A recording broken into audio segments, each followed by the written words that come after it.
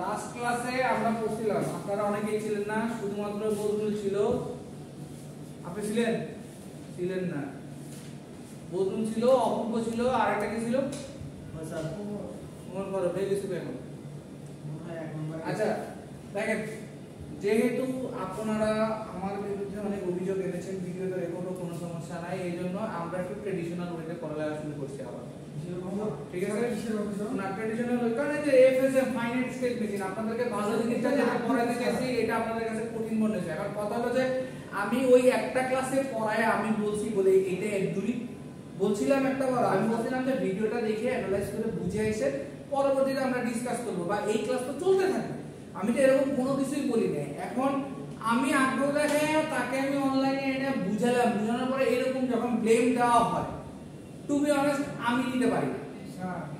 আমি দিতে পারি না। আমি অন্যান্য টিচারের কথা জানি না ভাই, বহুত চেষ্টা করি আপনাদেরকে কঠিন সাবজেক্ট যত সহজ করে পড়ানো যায়, বাট স্টিল যখন এই কথাগুলো বলা হয় এগুলো নিতে পারি না। আর আরেকটা জিনিস দেখেন, লাইফের বাস্তবতাটা কি, আপনি যখন চাকরিতে যাবেন ডেফিনেটলি আপনাকে ওই ব্যাংক টাকা দিচ্ছে, রাইট? বা আপনি যখন একটা কোম্পানির মালিক হবেন আপনি তো টাকা দিবেন, রাইট? একজন এমপ্লয়িকে টাকা দিবেন, এমনি এমনি টাকা দিবেন? সে প্রতিদিন শুধু টাইম মতো সাইজে বুঝে আসবে আপনাকে এই জন্য টাকা দিবেন না, আপনাকে কাজ আদায় করে দিতে হবে। আচ্ছা কাজ আদায় করে দেখেন, আপনি তো বিবিএমবিএ গ্রাজুয়েট না, বা আপনি তো আর্টস এর কোনো গ্রাজুয়েট না, গ্রাজুয়েট আপনাকে তো সে কম্পিউটারে এক্সেল এর কাজ দিবে না, দিবে? ওয়ার্ড ফাইলের কাজ দিবে, দিবে? আপনাকে কি কাজ দিবে? টেকনোলজিক্যাল কাজ দিবে। যদি আপনি বলতেছেন আপনি ইঞ্জিনিয়ার, আপনাকে ইঞ্জিনিয়ারিং কাজ দিবে, প্রজেক্ট বিল্ড আপ করতে দিবে, ওইটার সিমুলেশন করতে দিবে, ওইটার ডিপ্লয়মেন্ট দিবে, সবকিছু দিবে। এখন আপনি ওইটাও করতে রাজি না, বা আপনার মাসে ভালো স্যালারি লাগবে, দুইটা কি একটা আটের সাথে যায়? তো আচ্ছা গেল। তারপরে ধরেন এখন আপনাদের না, এটা আমাদের ইনক্লুডিং আমি, আমাদেরও একটা অভিযোগ থাকে যে আমাদের দেশের এডুকেশন সিস্টেমে আমাদের টিচাররা আমাদেরকে ক্লাসে ওই লেভেলের পড়ায় না, কারণ আমরা জবের ক্ষেত্রে গেলে দেখি যে কি এগুলো তো কিছুই পড়ি না। আমাদের এরকম একটা রিঅ্যাকশন থাকে, এবার আপনাদের বড় হয় যদি জিজ্ঞেস করবেন আমাদের এরকম একটা রিঅ্যাকশন থাকে, এটা তো পড়ি না, ক্লাসে তো পড়ায় না। কিন্তু যদি একটু ডিটেইলস দেখেন দেখা গেছে ওইটা হয়তো বেসিকের একটা ধারণা দিচ্ছে।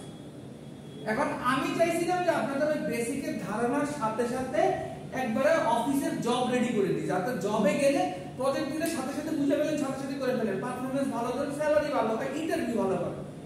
বাট আনফরচুনেটলি আপনাদের মধ্যে সেই মানসিকতাটার অভাব।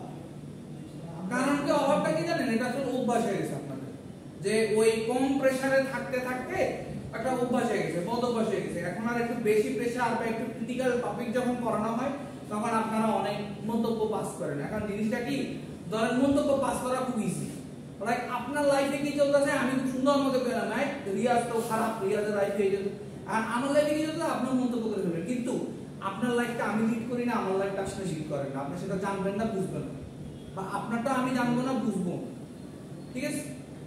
এখন এরপরে আর কিছু করার নাই, এখন কি করার আজকে তাহলে আবার আমরা রিভিশন না বা video machine mode machine sequence detector না, এগুলো কেন পড়াবো আমি? সিকোয়েন্স ডিটেক্টর এগুলো তো আপনারা বুঝবেনই না। এই সিকোয়েন্স ডিটেক্টর মনে আছে ওই সিকোয়েন্সের কথা বলছিলাম, স্টেটের কথা বলছি, এক একটা স্টেটের পর সিকোয়েন্স, যেমন সিকোয়েন্স ডিটেক্টর আমি কেমনে পড়াবো?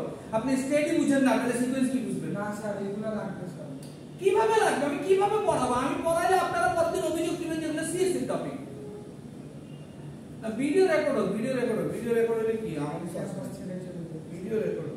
স্যার আপনি ফার্স্ট থেকে শুরু করেন স্যার, যেন আমাদের একটা না কোনো একটা ব্যাপার না, ভালো মানুষের সাথে আপনারা ভালো ব্যবহার করেন না, সবচেয়ে বড় প্রবলেম ওই জায়গায়। এখন আর ভালো না। আচ্ছা দেখেন, এখন এখানে আমরা যেটা করতেছি সেটা হলো পাওয়ার আর এনার্জি। এখন দেখেন বেসিক্যালি পাওয়ার আর এনার্জি আমাদের সব জায়গায় লাগে, আমাদের মেশিনে লাগে, সব জায়গায় লাগে। দ্যাট মিন্স আমাদের ছোট ডিভাইস যদি আমরা চিন্তা করি, যেহেতু আমাদের এটা কি ভেরি লার্জ স্কেল ইন্টিগ্রেশন, এখন ফিউচারে আসছে আলট্রা লার্জ স্কেল ইন্টিগ্রেশন, ইউএএসআই, সব জায়গায় আমার পাওয়ার লাগবে। এখন পাওয়ার লাগলে কি হবে, কনজাম্পশনটা ডিফারেন্স আছে। যেমন আমাদের বড় বড় মেশিনে বা বড় বড় হাই ভোল্টেজ লাইনে লাগে কিলোওয়াট রেঞ্জে বা মেগাওয়াট রেঞ্জে, কিন্তু আমাদের ছোটখাটো যে ইয়াগুলা এখানে আমরা কারেন্টের রেটিং দেখি কি মিলি অ্যাম্পিয়ারে দেখি, অ্যাম্পিয়ারে দেখি, রাইট, বা মিলি ভোল্ট, ভোল্টে দেখি। সো আমাদের ব্যাটারি বলেন সবকিছু আমাদের ছোটখাটো রেঞ্জে। এখন ছোটখাটো রেঞ্জে আসার কারণ কি? কারণ সত্যি কথা, আপনার একটা মোবাইল ডিভাইসে যদি আপনি একটা ওয়াট রেঞ্জের ইয়া দেন, মানে কিলোওয়াট রেঞ্জের কিছু দেন, আপনার মোবাইলটা পুড়ে যাবে, রাইট, আপনার মোবাইলটা পুড়ে যাবে।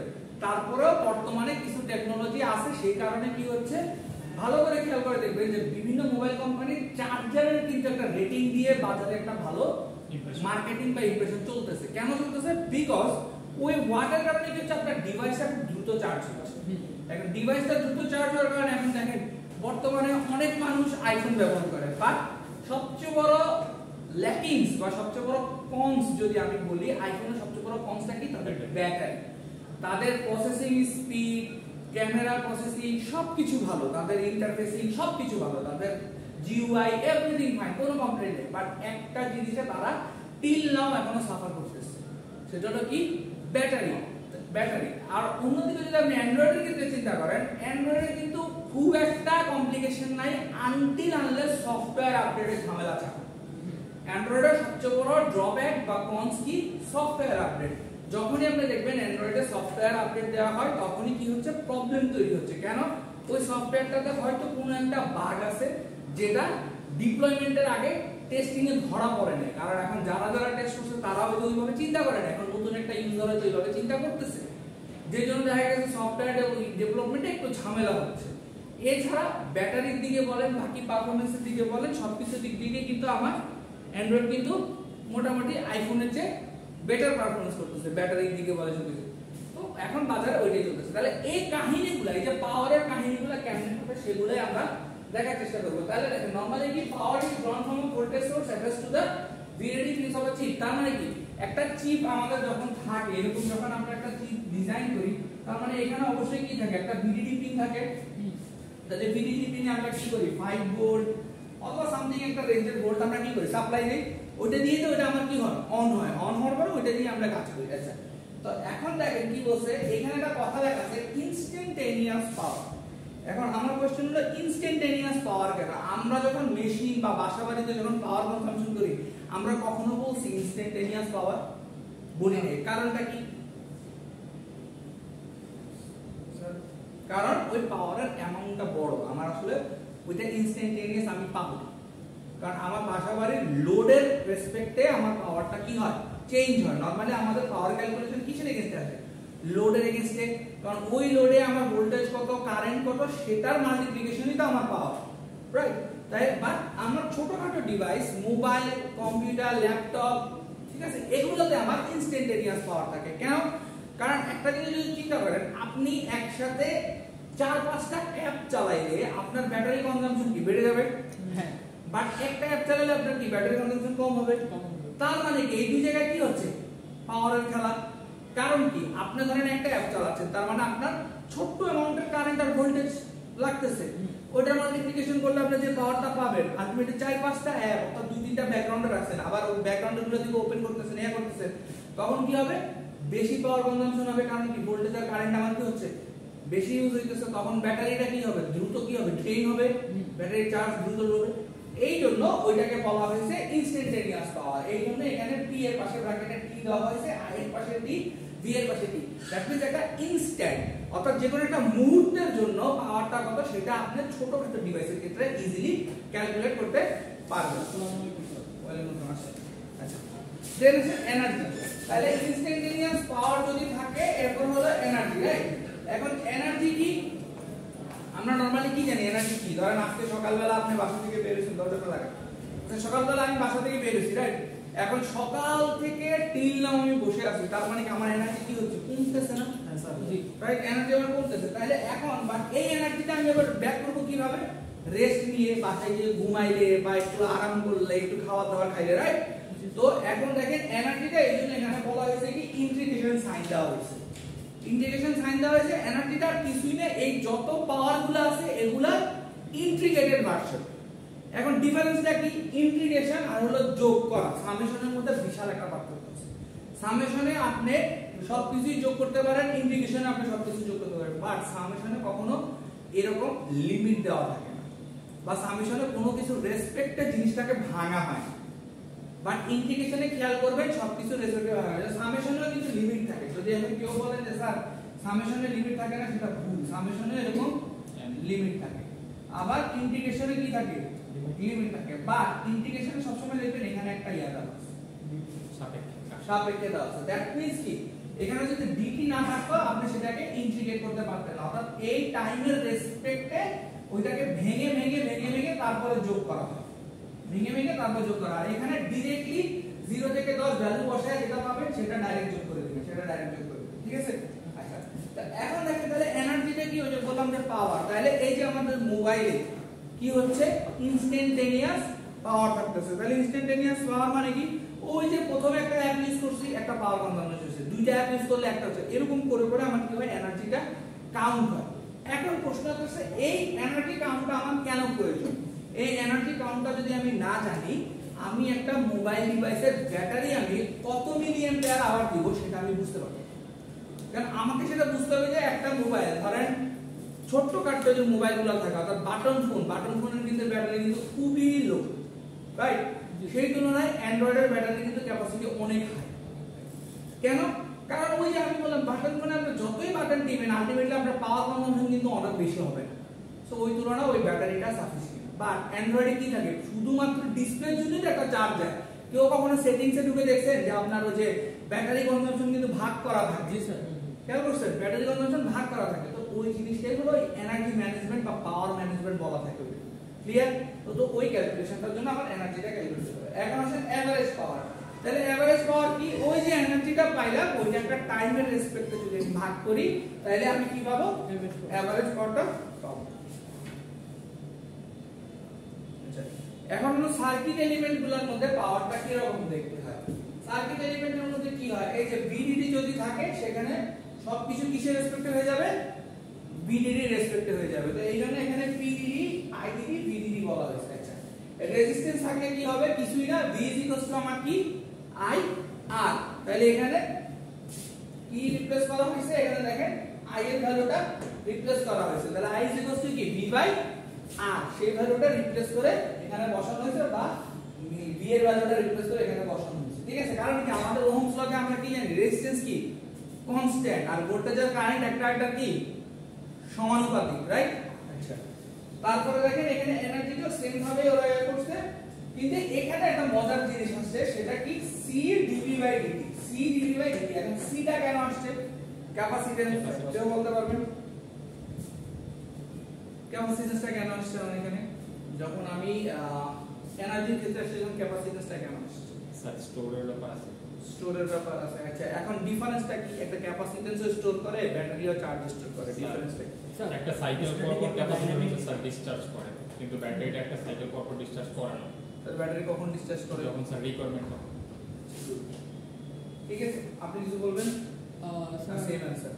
স্যার আমি যেটা বলতে চাচ্ছিলাম যে একটা অ্যাপ, যে কোনো একটা অ্যাপ যেহেতু অনেক ক্যাপাসিটি বেশি এনার্জি দেওয়া হয়, সো বেশি এনার্জি যে রিকোয়ারমেন্টটা, লাইক ক্যাপাসিটি যেহেতু চার্জ হচ্ছে, এক্সট্রা এনার্জিটা বেশি পুশ করতে হবে কিছু না, এরকম কিছু না, উনি যেটা বলছে ওইটাই। এখন দেখেন ক্যাপাসিটর প্রতি সাইকেল পর ডিসচার্জ করে, কারণ কি এটা তার ধর্ম, এটা তার নেচার। সে চার্জ স্টোরও করবে, আবার কি করবে, ডিসচার্জ করবে।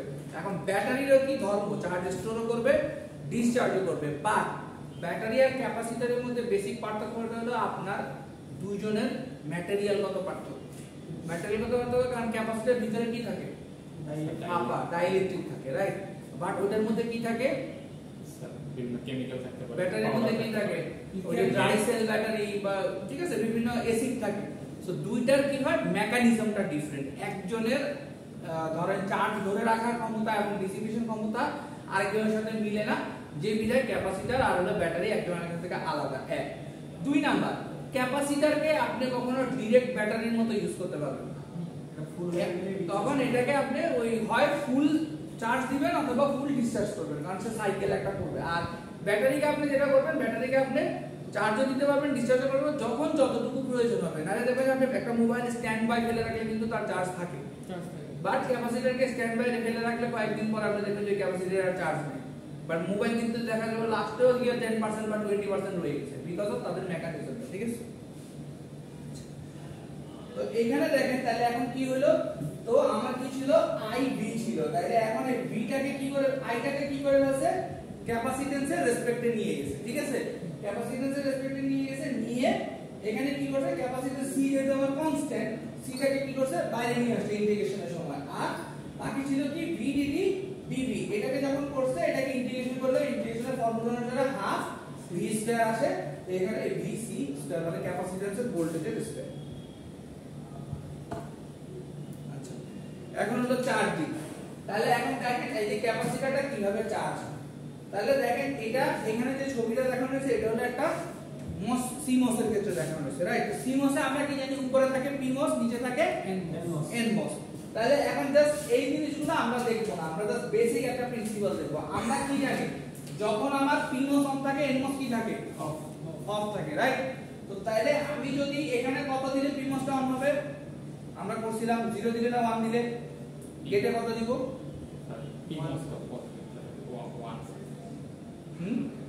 1 দিলে আমার পিমস কি হবে অন হবে। তাহলে এটা আমার কি অফ। তাহলে এটা অন হলে সবগুলা চার্জ যে ভিডিডি যে চার্জটা দিচ্ছে সবগুলা কোথায় স্টোরেজ হবে? ক্যাপাসিটরে।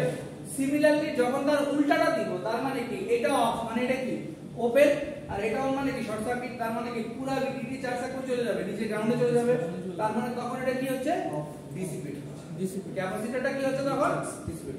এই কথাগুলো এখানে লেখা আছে, যদি খেয়াল করেন দেখেন energy stored in a capacitor, সেটা ফর্মুলাতে আগে দেখছি কি বলছে, but energy ড্রন from the supply is EVDD। এই ফর্মুলাটা লিখছে half of the energy from VDD is dissipated to the PMOS, অর্থাৎ এখান থেকে অর্ধেক যায় PMOS A and PMOS transistor has heat আর আধা হাফ কই যায় ক্যাপাসিটরে, ঠিক আছে? আচ্ছা এখন রাইট আছে when the gate output falls energy in capacitor is dumped into the ground, মানে গেট আউটপুট ফল করে মানে জিরো হয়ে যায়, তখন ক্যাপাসিটরে এগুলা কি হয়ে যায় ডাম্প হয়ে যায়, dissipated as heat in the NMOS আর ঠিক আছে? তার মানে কি ওখানে একটা হিট আছে, হিটটা কোথায় যায় মসে, হিটের কারণে ডিসিপেট হয় এনার্জি, আর কিছু এনার্জি যায় ক্যাপাসিটরে, কিছু চার্জ হয় কিছু ডিসচার্জ হয়। এখন হলো সুইচিং পাওয়ার। তাহলে সুইচিং পাওয়ারটা আমরা নরমালি কি জানি? বেসিক্যালি আমাদের জানি কি যে পিমোস আর এনমোস কি হয় সুইচ করে, একটা অন থাকলে আরেকটা অফ, আরেকটা অফ থাকলে আরেকটা অন, সুইচ করে। এখন এই যে সুইচিংটা ক্যাপাসিটরের মানে সরি আমাদের সিমোস এর সুইচিং আর আমাদের যে পাশাপাশিতে সুইচ আছে দুইটা সুইচিং কি সেম না? কেন? পাশাপাশিতে সুইচটা আলাদা আলাদা ওইটা কি পাইতাছে এটা স্যার মেকানিক্যাল সুইচ আছে, মেকানিক্যাল তো তুমি ম্যানুয়ালি একটা ভোল্টেজের মাধ্যমে আমি কন্ট্রোল করতেছি সুইচিং। এটা হলো ইঞ্জিনিয়ারিং অ্যানসার। আপনি কি কইছেন যে পাশাপাশিতে সুইচ অন অফ করলে তো বন্ধ হয়ে যাচ্ছে।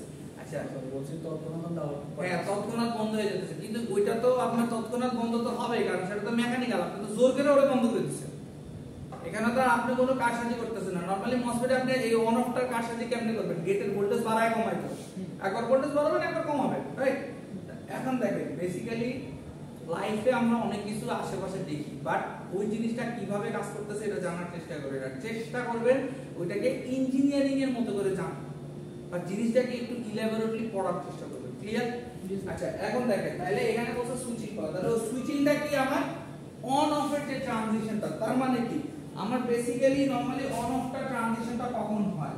কারণ আমরা নরমালি ল্যাবে কি করছিলাম, ল্যাবে আমরা কি দিছিলাম গেট পালস দিছিলাম, মনে আছে? গেট পালস দিচ্ছি স্যার, ক্লক পালস দিছিলাম। তাহলে ক্লক পালসটা কি আমরা এরকম একটা দিছি তো, রাইট? জি স্যার। তাহলে এটা কত 0, এটা 1 0 1। তাহলে দেখেন 0 থেকে কি হচ্ছে 1 হচ্ছে না 1 স্যার। এটাই হলো আমার সুইচিং, এখান থেকে এটাই হলো আমার সুইচিং। এই দুইটা টাইমে আমার কি একটা পাওয়ার তো থাকবে না, যেহেতু আমার এটা কি ইলেকট্রিক্যাল, তার মানে কি আমার এই যে সুইচিংটা হইতেছে সেটা কি 0 থেকে 1 হচ্ছে, আবার 1 থেকে 0 হচ্ছে, তার মানে কি 0 থেকে 1 হতে কি হবে 0.1 0.2 0.3 এরকম হবে। কারণ কি? কারণ আমি বলছিলাম কি লাস্টে আমার কি পাওয়ারটা কি ইন্টিগ্রেশন। সিমিলারলি 0 থেকে যখন 1 হবে তাহলে এটা কি হবে -0.9, তারপর -0.8 এরকম কমতে কমতে আসবে না? হ্যাঁ আচ্ছা, তাহলে এই জন্য ইন্টিগ্রেশন হবে। তাহলে ওইটার ক্ষেত্রে তাহলে আমার পাওয়ারটা যেটা হবে সেটাই হলো আমার কি সুইচিং পাওয়ার। তাহলে ওইটার ফর্মুলাটা কি ফার্স্টে আপনার কি ধরে নিতে হবে, সুইচিং পাওয়ারটাকে একটা টাইমের রেসপেক্টে ধরে নিতে হবে। এজন্য আমার বাইরে আসবে 1/t একটা কনস্ট্যান্ট, আর ভিতরে তো আমার পাওয়ার ইকুয়েশনটা আছে সেটা।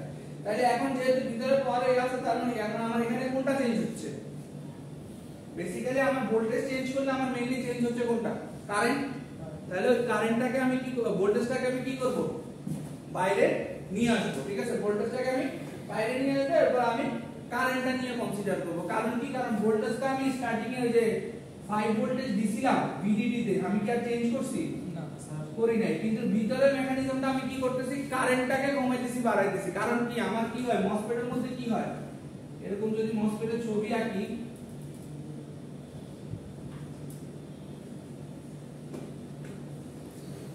আমার এখানে কি হয় যে চ্যানেল ক্রিয়েশন হয় না, এই চ্যানেলটা ছোট বড় হলে আমার কি হয়, কারেন্টের ফ্লোটা কি হইতেছে, বাড়তেছে কমতেছে। তো এই জন্য আমি কারেন্টটাকে ইন্টিগ্রেশন করব। তো তাহলে আমার VDD ডিভাইডেড বাই T থাকে। এখন কারেন্টটাকে যখন ইন্টিগ্রেট করা হয়, কারেন্টটাকে আবার আমরা ফর্মুলায় নিয়ে আসি। কোন ফর্মুলায় নিয়ে আসি? Frequency into capacitance into VDD। এখন ফ্রিকোয়েন্সিটা কেন আসছে কে বলতে পারবেন? সুইচিং ডিপেন্ড করবে এটা যে ক্লক স্পিড, সুইচিং করার সময় তো আমার ফ্রিকোয়েন্সিটা লাগবে, রাইট? ফ্রিকোয়েন্সি মানে কি? F = 1/T। তাহলে যেটা আমি সুইচিং করতেছি সেখানে আমার ফ্রিকোয়েন্সি লাগবে, কারণ ফ্রিকোয়েন্সি না হলে আমার সুইচ করবে না। এক, আচ্ছা। তারপর এখন আসছে ক্যাপাসিট্যান্স কেন আসছে? তারপরে যে চার্জ স্টোর করতেছে আবার ডিসচার্জ করতেছে, যেহেতু আমার এটা কি ছিল, সিমস ছিল, রাইট? আচ্ছা। আর VDD টা আমার ক্যাপাসিট্যান্স যেহেতু থাকবে, ওখানে যে ভোল্টেজ আমার আছে ওই ভোল্টেজটা, ঠিক আছে? আর টাইম তো টাইমের ক্ষেত্রে। তাইলে এখন এটা যখন আমি দুটো মাল্টিপ্লাই করব, এই T আর এই T কাটা, এই VDD আর VDD গুণ করলে কি হবে? VDD স্কয়ার আর এই সুইচিং ফ্রিকোয়েন্সি FSW আর হলো C। তাহলে এটা আমার সুইচিং পাওয়ারের ইকুয়েশন। আচ্ছা, এখন আসে অ্যাক্টিভিটি ফ্যাক্টর। দেখেন অ্যাক্টিভিটি ফ্যাক্টর আর হলো আমরা যে নরমাল লাইফে পড়ি পাওয়ার ফ্যাক্টর, দুটোর মধ্যে অনেক মিল আছে। মিলটা কিরকম? এখন দেখেন পাওয়ার ফ্যাক্টর যখন আপনাদেরকে জিজ্ঞেস করা হয় বা বলা হয়, সাধারণত যে কাউরে কোশ্চেন করলে পাওয়ার ফ্যাক্টরের অ্যানসার একটাই যায়, ওই যে cos থিটা, অথবা বলবে যে এই পাওয়ার বাই ওই পাওয়ার বাই এটা হবে। এখন বেসিক্যালি আসলে পাওয়ার ফ্যাক্টরটা কি, একারে সোজা খাঁটি বাংলায় বললে পাওয়ার ফ্যাক্টরটা কি দিয়ে বলেন তো? অনুপাত না, অনুপাত এটা তো লেখাই আছে যে reactive power by apparent power, right?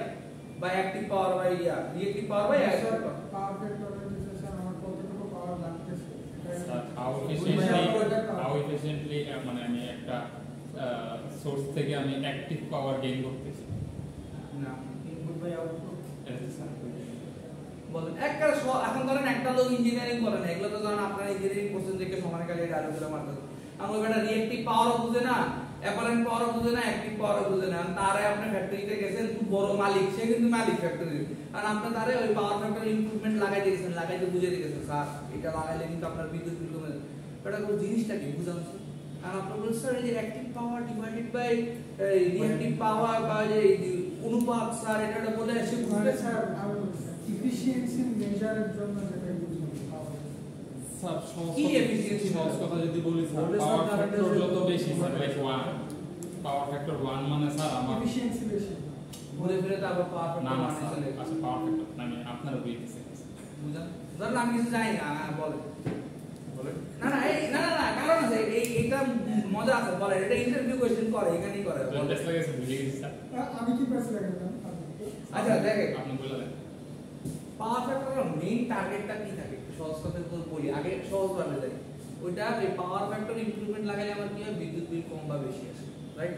বলে না যে বিদ্যুৎ বিল কম আসবে। এখন সর্বপ্রথম কোশ্চেন হলো যে বিদ্যুৎ বিল কেন কম আসে। ফার্স্টে আমাকে ওইটা জানতে হবে যে বিদ্যুৎ বিলটা আসলে কমটা কেন আসে, মেকানিজমটা কি খাটে, তাই কোনো না কোনো মেকানিজম তো খাটে। ভোল্টেজ আর কারেন্ট এর ভোল্টেজ যদি একই কম জানা না হয় স্যার, না স্যার আমি পাওয়ারটাকে যদি এক্সট্রা করে আমি তো ঘুরে ফিরে আবার cos θ গেছে না, ফেজ অ্যাঙ্গেল, না স্যার পাওয়ারটাকে এক্সট্রা করে রাখবো। অ্যানসার বাংলা তো বেশ। ফেজ অ্যাঙ্গেলে চলে গেছে। আচ্ছা দেখেন মেইন টার্গেটটা আমার কি, বিদ্যুৎ বিল কমানো। আর বিদ্যুৎ বিল কিভাবে কমায়, এখন দেখেন আপনার মেইন হলো বাসা বাড়িতে বিদ্যুৎ বিলটা ডিপেন্ড করে কিসের উপর, লোডের উপর। আর আপনার লোড তো দুই ধরনের, আপনার তো সব ধরনের একই ধরনের লোড তো সব জায়গায় ইউজ করেন না, একটা কি ইউজ করেন, ইন্ডাকটিভ আছে, ক্যাপাসিটিভ আছে, রাইট? এখন ইন্ডাকটিভ আর ক্যাপাসিটিভ লোড এক ধরনের, ইন্ডাকটিভ লোড আরেক ধরনের, রাইট? দুইটার নেচার কি দুই রকম, একটা লিডিং আর একটা কি ল্যাগিং। এখন এগুলোর তো সামঞ্জস্য করতে হবে, অর্থাৎ তাদেরকে একটা সিস্টেমে আনতে হবে, সিনক্রোনাস ওয়েতে আনতে হবে, যাতে আপনার পাওয়ার ক্যালকুলেশনটা ঠিক থাকে, তাইলে না আপনার বিদ্যুৎ বিল কম আসবে। কথাটা বুঝে গেছে? কারণ একটা পিছে চলে যেতেছে, ধরেন ইন্ডাকটিভ কি ল্যাগিং, সে ওইদিকে টানতেছে, ক্যাপাসিটিভ লিডিং, সে এদিকে টানতেছে, আর মাঝখানে আপনি পয়সা আছেন, তাহলে আপনি কোন দিকে যাবেন? পাওয়ার আপনি মাঝখানে কই যাবেন?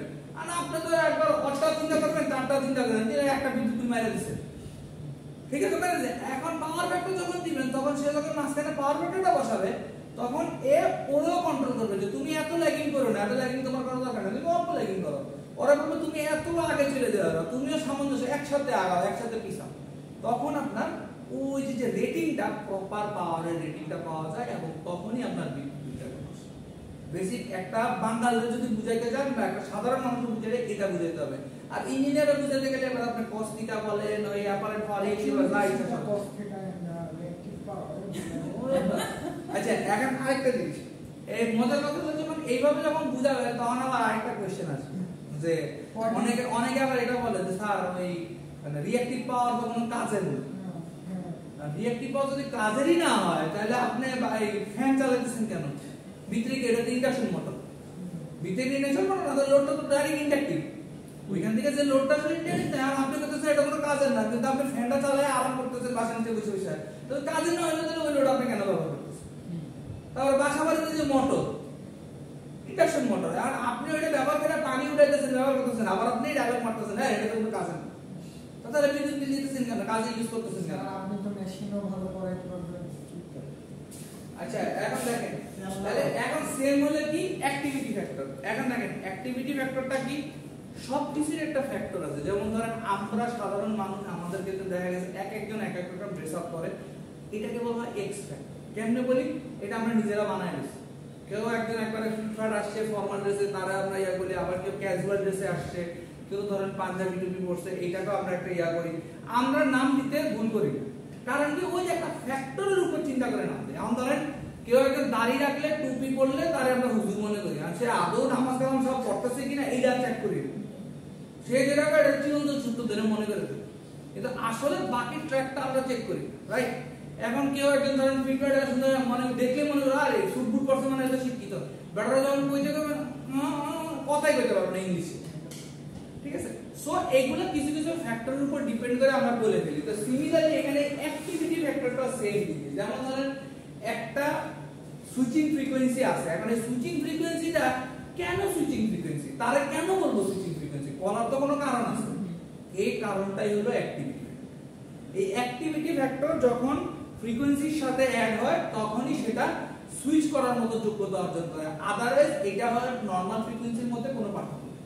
সুইচিং ফ্রিকোয়েন্সি আর নরমাল ফ্রিকোয়েন্সির মধ্যে কোনো পার্থক্য নাই। তাহলে সেটাই বলছে যে f switching is equal to alpha into f, তার মানে কি আলফাটাই আমার কি activity factor. if the signal clock alpha is 1, if the signal switches 1 per cycle, তাহলে আলফা কত হয়ে যায়?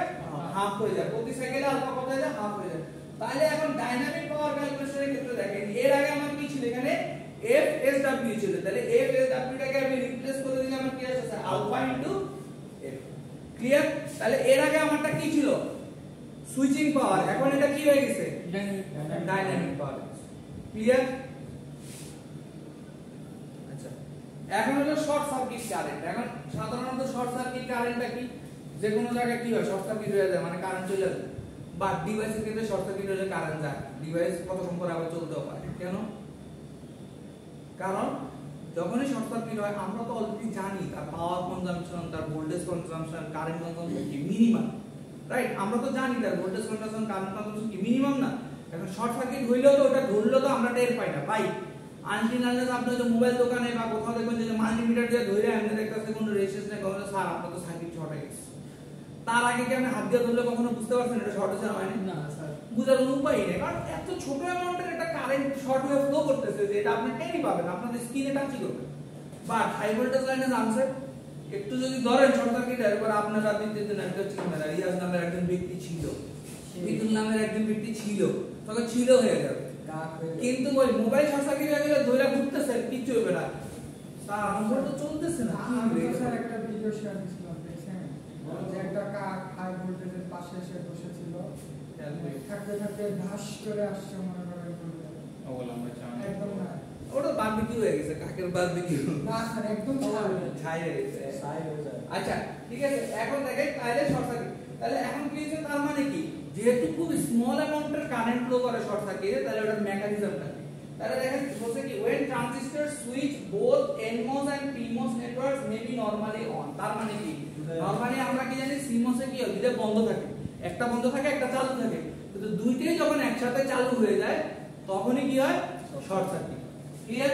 আচ্ছা এখন দেখেন leads to a blip of short circuit। এখন এটা ব্লিপ মানে কি, যে কোনো ডিভাইসে দেখবেন যে শর্ট সার্কিট হলে হালকা একটা সাউন্ড করে, খুবই হালকা একটা সাউন্ড করে বা জোরে একটা সাউন্ড করে বন্ধ হয়ে যায়, একটা বিপ করে বন্ধ হয়ে যায়। ওই বিপটার কথাই বলছে যে ওইটা তখন হইলে বুঝবে শর্ট সার্কিট। তাহলে এই শর্ট সার্কিট কি less than 10% of the dynamic power, তার মানে কি এই শর্ট সার্কিটটা কি less than 10% of the dynamic power if rise or fall times are comparable for input and output। না এই কথাটার মানে কি ডাইনামিক পাওয়ারের 10% এর কম, কারণ কি শর্ট সার্কিট হলে আমার তখন কি কারেন্ট আর ইয়া কি হয় সেম হয়ে যায়, রাইট? তাহলে এটা 10% এর কম if rise অথবা fall times, মানে উপরে ওঠা আর নিচে নামা টাইমটা কম্পারেবল, একটার সাথে কম্পারেবল হয়ে যায়, তখন আপনার ইনপুট আউটপুটের ভ্যালু 0 আসে। কি আছে ইনপুট আউটপুটে ভ্যালু 0 আসে, এই জন্য কোনো সুইচিং টুইচিং কিছুই কাজ করে না। নরমালি আমার সুইচিং তো কাজ করতে হলে তো 0 আর 1 আসতে হবে, তখন দেখা গেছে আমার সব সময় 0 আসতেছে। কথা ক্লিয়ার? তখন আর সুইচিংটা আমার কাজ করে না। ওই কথাটাই এই লাইনটা বোঝানো হয়েছে। তাহলে বলতে we will generally ignore this component, তার মানে কি এটা আমার কখন লাগে, এটা আমার পিসিবি ফ্যাব্রিকেশন বা কোন একটা সার্কিট ফ্যাব্রিকেশনের সময় এই শর্ট সার্কিট টেস্টটা করতে হয় যে আদৌ এটার মধ্যে কত আছে। যদি ওটা লেস দ্যান 10% হয় মাঝে মাঝে সেটা অ্যালাউ করে, যেই জন্য বাঙালিরা চায়নাতে গিয়ে ওই ডিভাইসটা কিনে নিয়ে আসে। বাট বাইরের দেশে ওরা 10% বলে না, ওরা বলছে আমার কোনো শর্ট সার্কিট থাকা যাবে না। আমরা ওই শর্ট সার্কিট আলাদা কিনে না, এটা জোড়া তালে দিয়ে কোনো রকম ইউজ করি, যেই জন্য দেখবেন যে ওই যে চাইনিজ মোবাইল চাইনিজ ডিভাইস কদিন পরে নষ্ট হয়ে যায়, কারণ ওর রেটিংই ওরকম, ওরা কিছু দিলেই নষ্ট হয়ে যাবে। কদিন পরে আপনারা ওই গালিগালাজ করেন কি মোবাইল কিনলাম চাইনিজে, আমার কবে যে আত্মীয় স্বজন থাকলে বাইরে থাকলে বাইরে থেকে একটু মোবাইলটা পাঠায় তো দেশি মোবাইলটি ভালো না, নষ্ট হয়ে যায়। ইউএসএ এর আইফোন।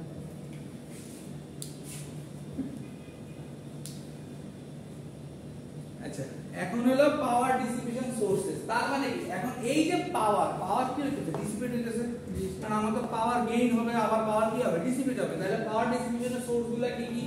তাহলে পাওয়ার নরমালি দুই ধরনের হয়, একটা হলো স্ট্যাটিক আর একটা হলো ডাইনামিক। এখন আমার ডাইনামিক জিনিসটা কি আর স্ট্যাটিক জিনিসটা কি আগে সেটা বুঝতে হবে। স্ট্যাটিক জিনিস হলো কোনো কিছু স্থির থাকলে সেটা হলো স্ট্যাটিক, আর ডাইনামিক হলো যদি কোনো কিছু টাইমের সাথে সাথে চেঞ্জ হয় পরিবর্তিত হয় তাহলে সেটা ডাইনামিক। তাহলে এতক্ষণ আমরা যেগুলো করছি এর ভিতরে স্ট্যাটিক কোনটা থাকে?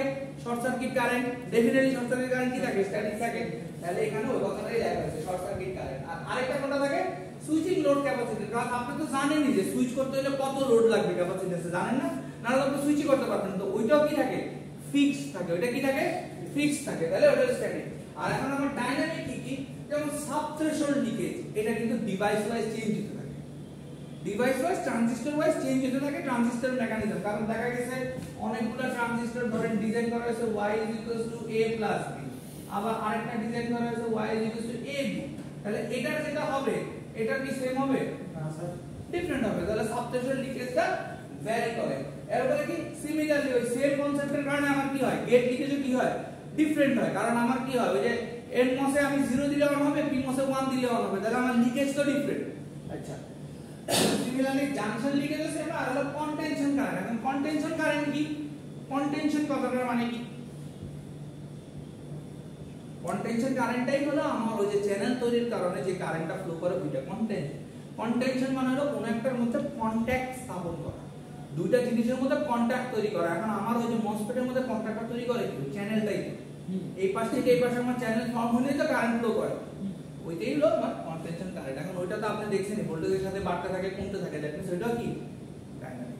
তাহলে আমার এই জিনিসগুলা চেঞ্জেবল দেখে এগুলা কি এটা চেঞ্জেবল দেখে ডাইনামিক, এটা চেঞ্জ না দেখে স্ট্যাটিক। আচ্ছা এখন হলো ডাইনামিক পাওয়ারের एग्जांपल। তাহলে এখন দেখেন এই একটা অঙ্ক পরীক্ষায় আসবে, আমি কি বুঝিবা না থাকি এই একটা অঙ্ক পরীক্ষায় আসবে। অঙ্কটা কি আগে দেখেন, এখানে কি বলছে 1 বিলিয়ন ট্রানজিস্টর চিপ আছে, ঠিক আছে? হ্যাঁ 1 বিলিয়ন আছে, এর মধ্যে ভাগ করে দিয়েছে কি 50 মিলিয়ন হলো লজিক ট্রানজিস্টর। 50 মিলিয়ন কি? Logic transistor. আর 950 মিলিয়ন আমার কি? Memory transistor. দুইটা ভাগে ভাগ করছে। আচ্ছা ভাগ করে ওদের কি দিছে? এভারেজ উইডথ দেয়া আছে। এভারেজ উইডথ একটা কত? 12 ল্যামডা আর একটা কত? 4 ল্যামডা। অ্যাক্টিভিটি ফ্যাক্টর এটাকে আমরা পড়ছি আলফা, ওইটা দেওয়া আছে এটা কত? 0.1, এটা কত দেওয়া আছে? 0.02। আচ্ছা এখন এখানে একটা কথা লেখা আছে দেখেন 1 volt 65 nanometre process lambda 25 nanometre, মানে কি 1 ভোল্টের ক্ষেত্রে 25 ন্যানোমিটার। তাহলে এখানে 2 ভোল্ট হয়ে গেলে তখন এটা কত হয়ে যেত 50 হয়ে যেত। ক্লিয়ার? আচ্ছা 1 ভোল্টের জন্য হলো 25 আছে। এরপরে ক্যাপাসিট্যান্স দেওয়া আছে। ক্যাপাসিট্যান্স কি একটা গেট ক্যাপাসিট্যান্স একটা ডিফিউশন ক্যাপাসিট্যান্স দেওয়া আছে। তাহলে টোটাল ক্যাপাসিট্যান্স কত? এটা আর এটা যোগ করলে 1.08 এখন বলছে estimate dynamic power consumption at 1 gigahertz. Frequency দেওয়া আছে কত? 1 gigahertz. Neglect wire capacitance and short circuit current, মানে এই দুটো জিনিস কি করছে? নেগলেক্ট করতে বলছে। এখন এই ম্যাথটা করা ফর্মুলাটা সলিউশনটা কি? ফার্স্টে কি বের করছে? লজিক ক্যাপাসিট্যান্স, এরপরে কি করছে? মেমরি ক্যাপাসিট্যান্স, এরপরে ডাইনামিক পাওয়ার বের করছে। কারণ পুরোটা বোর্ড তুলে আর এখানে কিছু কারেকশন আছে। কারেকশনটা আমি একটু করে দিচ্ছি। দেখেন এখানে কারেকশন হলো যে এটা 10 টু দি পাওয়ার 6 হবে। আর তাহলে 10 টু দি পাওয়ার 6 আর হলো এখানে যে লাস্টে এটা 1.0 স্কয়ার হবে। ঠিক আছে? আর বাকি সব ঠিক আছে। তো কোশ্চেনটা নাকি কোশ্চেন আপনি সলিউশনটা তুলেন, আমি বুঝাই দিচ্ছি। তুলেন সবার সলিউশনটা তুলুন।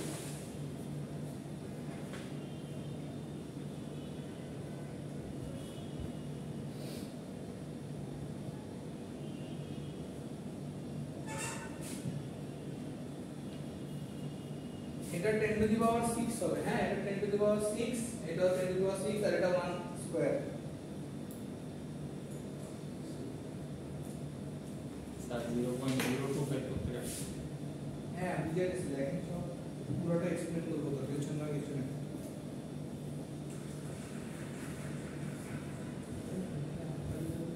আজকে প্রেজেন্টেশনে বিনোদন স্যার আছেই তো একদম না এখন আমি চিনি না। আপনি স্টার্ট করুন। ওইটাই তো বলবো স্যার আছে আর সিলো না, দিয়ে স্যার, কি স্যার কি বুঝে? এই দুই নম্বরটা কি মিনিমাম আমাদের ট্রিপল ইট কেও এ প্লাস পাই দিয়ে পাই। এই আমি পেয়েছি। এ প্লাস আর সফটওয়্যার ভিডিও কথা রেকর্ড করছি। পজ কর। মানে কি আমি বুঝছেন? আচ্ছা দেখেন এখন দেখেন প্রথমে কি করছে? লজিক ক্যাপাসিট্যান্সটা বাইর করছে। তাহলে আমার ওখানে কত ছিল? 50 মিলিয়ন। 50 মিলিয়ন মানে কি 50 ইনটু 10 টু দি পাওয়ার 6। তাহলে করলাম। এরপরে আমার এখানে কি আসছে? উইডথ আসছে। উইডথ কত ছিল? 12 ল্যাম্ডা। আচ্ছা এই যে 0.025 মাইক্রোমিটার স্ল্যাশ ল্যাম্ডা, এটাই এখন বোঝার বিষয়। এই 0.025 কেমনে আসছে? স্যার না স্যার এটা হইছে স্যার মাইক্রোমিটারের মান মানে ল্যাম্ডা দিন এটা বুঝেছে। না স্যার এটা হলো গিয়ে দুইটা ট্রানজিস্টরের মাঝখানের যে দূরত্বটা, এটা যদি ল্যাম্ডা হয় এত ক্রিটিক্যাল চিন্তা করার কিছু নাই। এটা ম্যাথ তো, এত ক্রিটিক্যাল চিন্তা করার কিছু নেই। এখানে কত ছিল? 25 ন্যানোমিটার ছিল। Nanometre rate micrometre rate 25 nano ছিল। তার মানে কি 25 ন্যানোমিটার মানে কি 10 to the power 9 25 into 10 to the power minus 9। এটারে জাস্ট কিছু না 0.025 মাইক্রোমিটার লেখছে। তার মানে হলো 0.025 into 10 to the power minus 6 আর কিছু। ক্লিয়ার? আচ্ছা yes sir loud and clear. ঠিক আছে? আচ্ছা গেল এটা। আর এটা তো 1.8 টা আমরা দেখছি, রাইট? এখন এই ভ্যালুটা কি আনতে পারবেন? ক্যালকুলেটর কার কাছে আছে? আনসার কি ওই ভ্যালুটা আনসার না মুখস্থ লেখা আছে? মুখস্থ স্যার সবগুলা গুণ করেন, গুণ করে এই ভ্যালুটা আনেন। কারণ এই যে এখানে একটা f লেখা আছে। f মানে কি বলেন sir? Frequency f। f double f মানে কি? একটা ফ্রিকোয়েন্সি একটা ফেজ এটার মানে হলো ফেমটো। ন্যানোর বড় ভাই ফেমটো। একটা 10 টু দি পাওয়ার 12। ফেমটোফ্যারাড। হ্যাঁ ভালো সেম সবার হ্যাঁ 12 না 15? 15 আচ্ছা 15 তো, তাহলে এটা 15 10 টু দি পাওয়ার 15 ফেমটোফ্যারাড। তাহলে এবারে ক্যালকুলেটরে এই ভ্যালুটা বসান। এই যে f করেন, ক্যালকুলেটরে করেন, করে দেখেন যে আপনাদের এই যে 27 ন্যানোফ্যারাড আসছে কিনা। তো এটাও বসাই দাও স্যার 10 to the power 15 হ্যাঁ সব করেন। আচ্ছা ইঞ্জিনিয়ারিং স্টুডেন্ট পড়তে আছেন, একটা সায়েন্টিফিক ক্যালকুলেটর নাই, কি অবস্থা? কার কার নাকি আপনার আছে? আর বাসায় স্যার স্যার আছে ও হ্যাঁ ওই এটা লাগে না। করেন করেন। বদরেরও তো মোবাইল আছে, মোবাইলের তো থাকার কথা। আর কোন দুজনের কি অবস্থা? আছে এখন 9 স্যার কই তাহলে প্রশ্ন আমি বাসা গিয়ে পড়াবো ওরা তো টাকা আবিষ্কারের আগের যুগে আছে মানে ওরা এখন ওই যে ডাইনোসর যুগে আছে কলিযুগ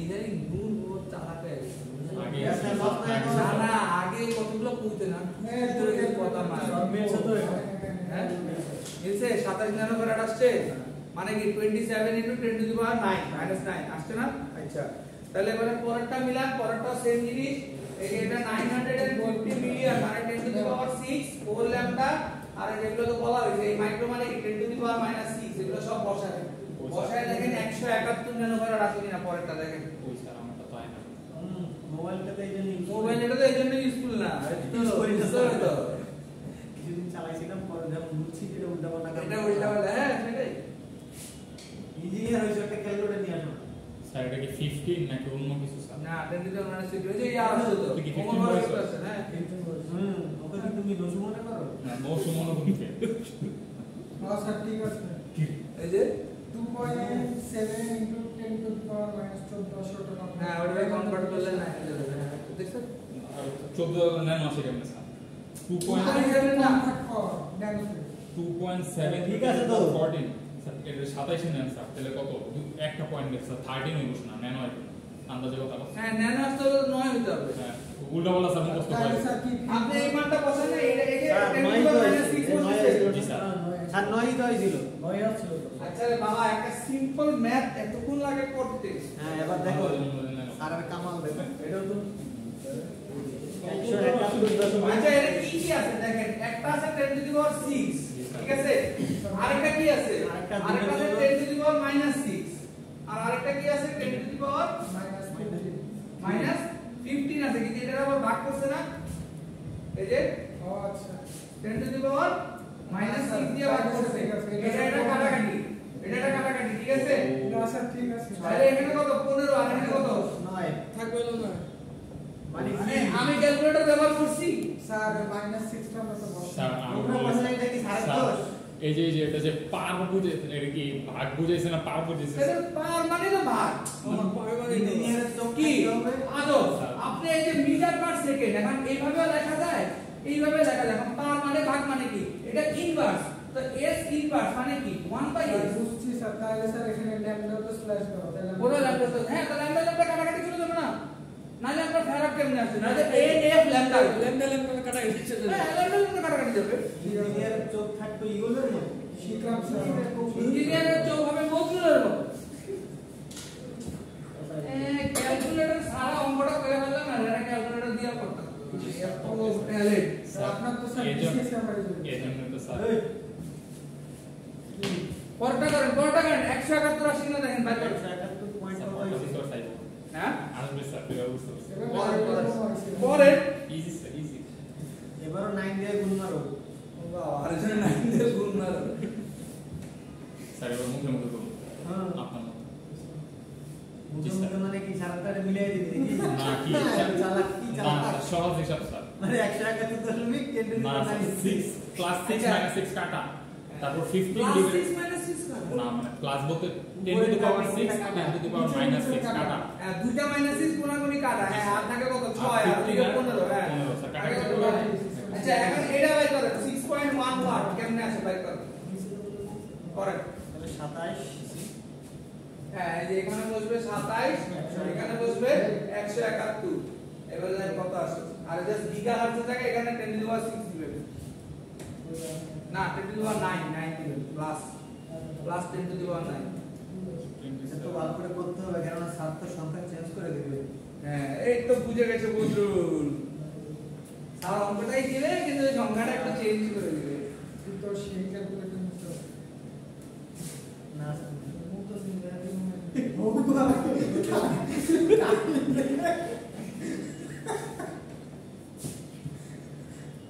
রেলওয়ে কিছু বল। এরকম একটা ক্যালকুলেটর নিয়ে করেন ডাইনামিক আসছে পাওয়ার কত আপনি তো মোবাইলও নাই মোবাইলেও সাইন্টিফিক ক্যালকুলেটর নাই তো করেন স্যার গিগা কত জানি sir 10 to the power 9 plus 9 plus আবার মিলিয়ে দেখলেন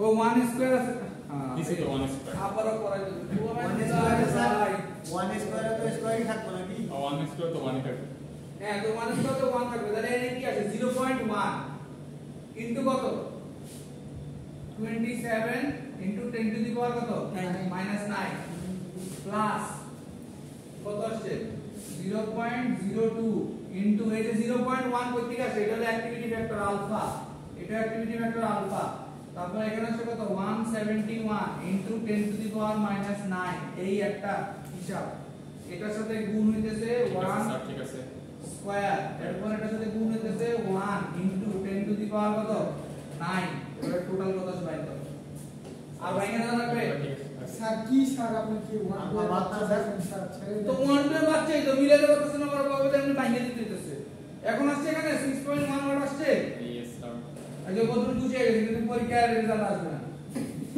হ্যাঁ পরীক্ষাতে রেজাল্ট আসবে না স্যার।